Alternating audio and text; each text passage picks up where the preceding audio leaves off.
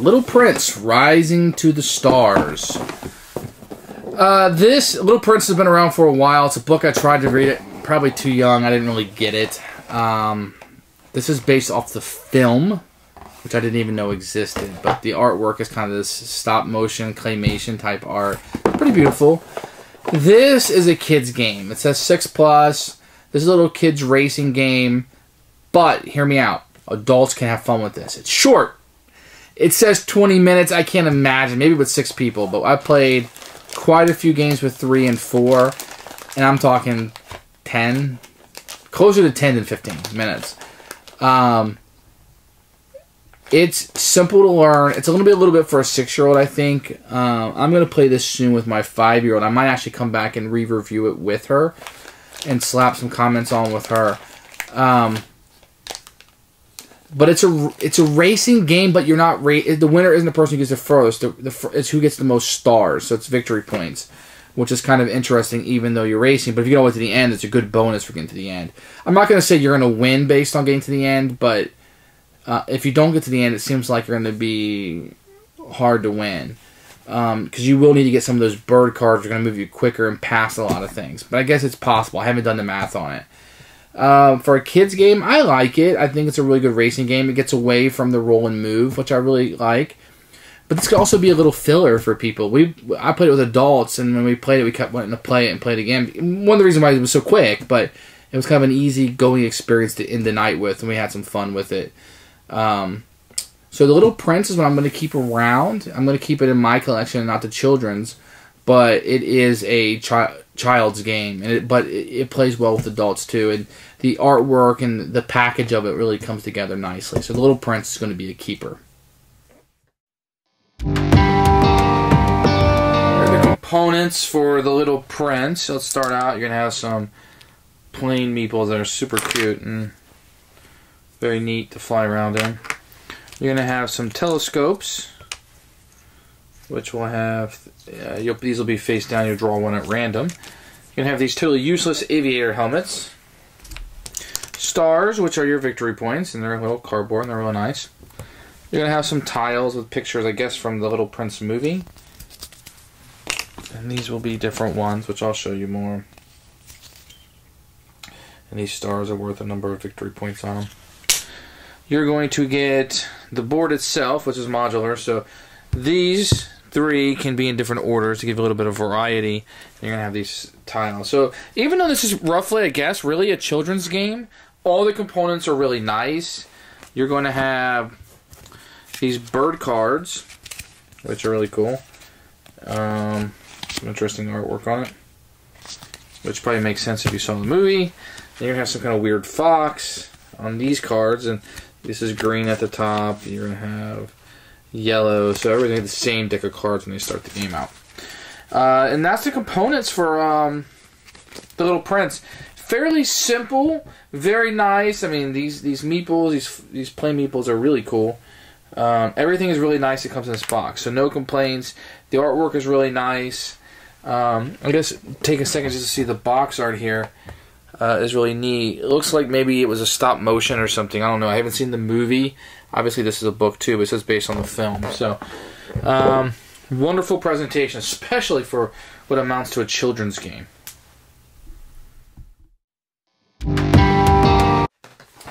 The rules are printed on this kind of large paper, and what's really neat about it is it really just has the board set up with the rules around it inside. I've never seen that actually done before.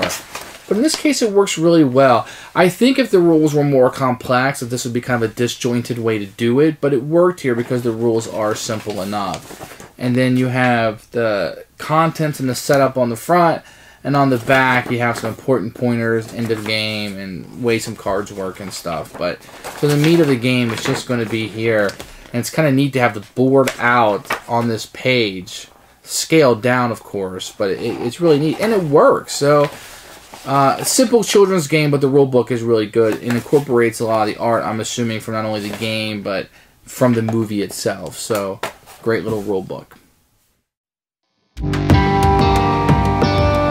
Alright, how to play the game. The game is very simple. You're going to start out with a number of cards.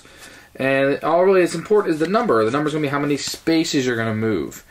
Let me show you one of these. So if you land on a cloud that has a telescope, you just pick one of the face down telescopes, you turn it over, and you do what it says. So this one gives you 3 stars, which are victory points. This one, you would lose a star. And this little symbol right here is steal from somebody. So that's the 3 possibilities. Gain stars, lose stars, and steal. You're going to land on some clouds that have stars. You just get those amount of stars. And the last one is the bird. And if you get the bird, you flip over a bird card and you do what it says. So there's some possibilities of bird cards. Move a number, and they will move you fast, okay? This one moves you to the front. So this one became the leader. Whoever somebody is, you're now the leader. You're one step ahead of them. 5, 6, 7 is what those are going to be. And then this one, you can either move 3 or to the next bird, whichever one you feel like is more strategic for you. So on your turn, you'll play a card. Let's say a 3. And you just move 1, 2, 3 clouds. That's how that is. Now, your deck does not have enough points to get you all the way through the track. You will need to land on some birds. Getting to the end of the track is not the winner of the game. Whoever has the most stars. So while it's not really a race game. You're just collecting victory points while you're going on a path to play. So I don't want you to think this is a race game. It's not. If somebody lands on top of you, now the way the turn order works is always whoever is last in line will be the player to go. If somebody lands on top of you, they do not get what's underneath it. Instead, they will choose one of your cards, and then they will hand a card back to you. So the cards will be swapped up. And then whoever's on top will then go next. And that's how that works. Very, very simple. You're going to play a card with a number on it. You're going to move that number of spaces. If it has an icon on it, you're going to do it. Either telescope, get a star, or a bird card. If you land on top of somebody, you switch cards.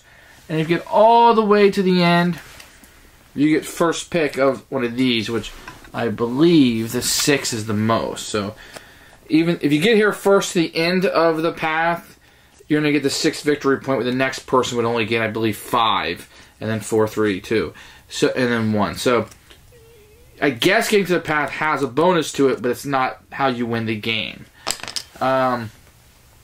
When you pass these parts right here, you're going to have 4 of these tiles face up and 2 face down. You can take either one. So you know here that this one is worth 2 stars.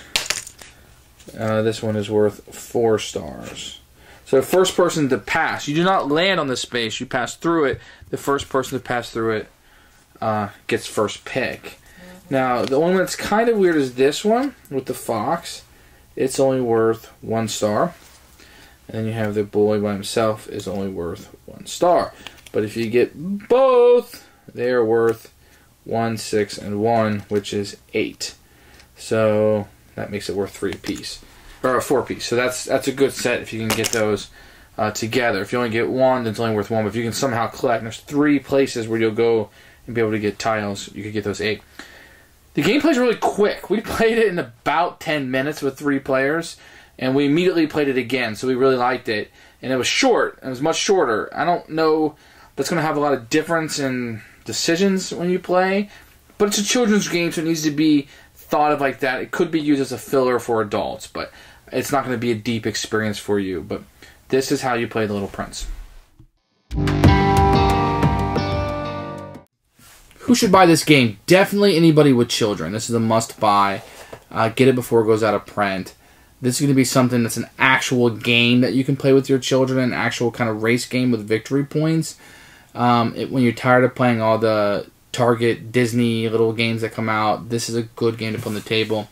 You know, children aren't going to be instantly know what Little Prince is, probably. And if your kid does, you know, more power to you. But my kids aren't going to know what it is. But I think they might get into the theme of the fox on the cards and just flying through the air. My kids get pulled in very much by the Disney characters and just characters in general.